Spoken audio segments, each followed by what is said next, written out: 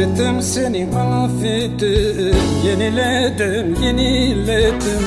İçe döndüm, çiçek ektim, tatsız tuzları attım İçe döndüm, çiçek ektim, tatsız tuzları attım Affettim seni, affettim, uçan kuşları şahit yaptım Ne dargınım ne de küskün, herkesi affettim Affettim seni, affettim, çavuşları şahit yaptım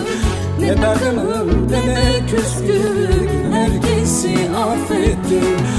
Ne dargınım ne de küskün, herkesi affettim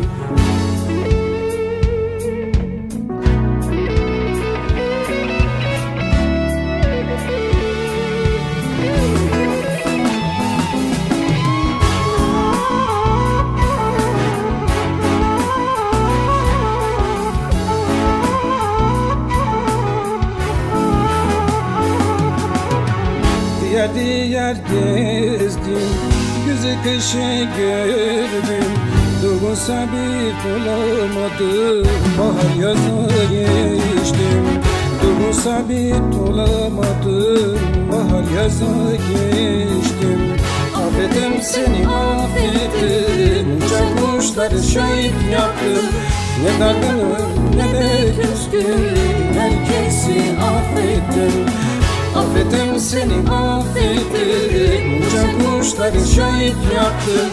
Ne dargınım ne de küskün, herkesi affettim Ne dargınım ne de küskün, herkesi affettim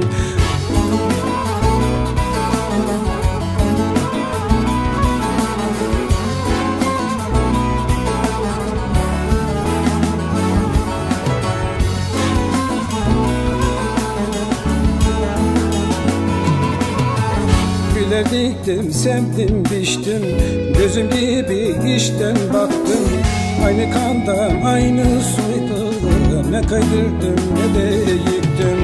Aynı kandan, aynı suydu Ne kaydırdım ne de yıktım Affettim seni, affettim, uçan kuşları şahit yaptım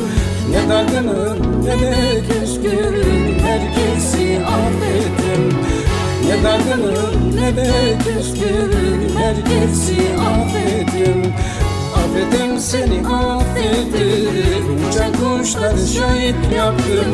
Ne dargınım ne de küskün, herkesi affettim Ne dargınım ne de küskün,